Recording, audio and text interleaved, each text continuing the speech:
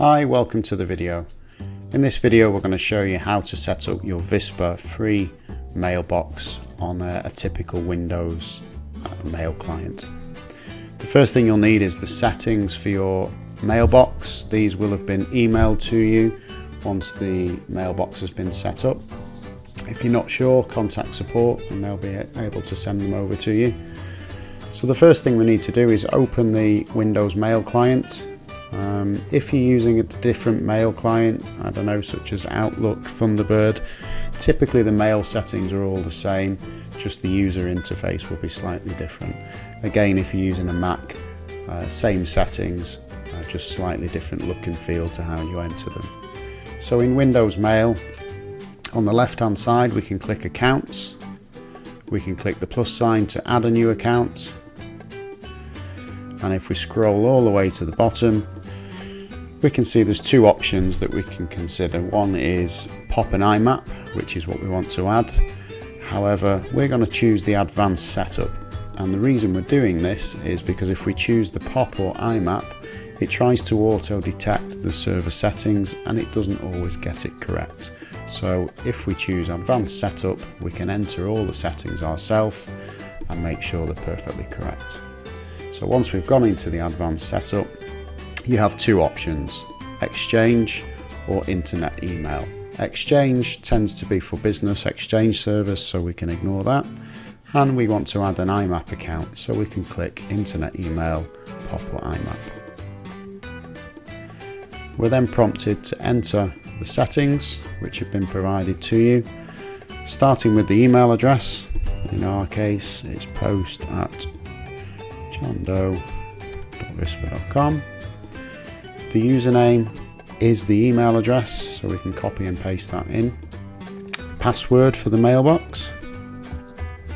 Yes, we know we're using a really insecure password, but this is just for a demonstration. It should say "let me in." You can change the password in the pest control panel. There are other videos showing you how to do that. The account name, you can call it, it's just for your email client, so you know which account is which, so you can call it your Vispa account, John Doe's account, your work account. We're going to call it John Doe.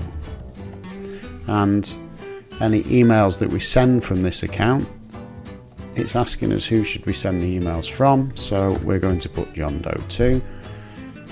Another example is if it's a business account, you could send it from the sales team, or sales, or accounts team, or accounts, totally up to you. Now, the incoming and outgoing mail servers are exactly the same for both incoming and outgoing. plesk.vispa.net for incoming and outgoing, and the account type we always choose IMAP, because IMAP will leave the emails on our server so they're always backed up and will synchronize between your devices. POP3 is fairly old and downloads the emails to your PC, thus they won't be available on other devices, so always choose IMAP. Leave everything ticked. Outgoing server requires authentication. Yes, it does. We're using the same username and password up here to connect to both the incoming and outgoing server, and we want to enable SSL. Click sign in. We can see something's happening, and that's it. We are all done, and the email account is successfully set up. So we can see our emails here. Just to add, if you are on holiday, for example, or you don't have your mobile phone with you and you want to check your emails, you can also use our webmail system, and it's webmail dot, and it's the second half of your email address after the @, so webmail.johndoe.vispa.com, for example.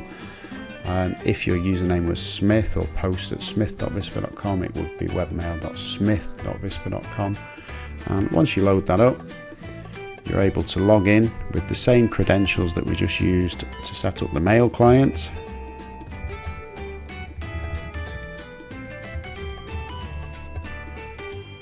And we can access our mailbox online from anywhere in the world. Thanks for watching.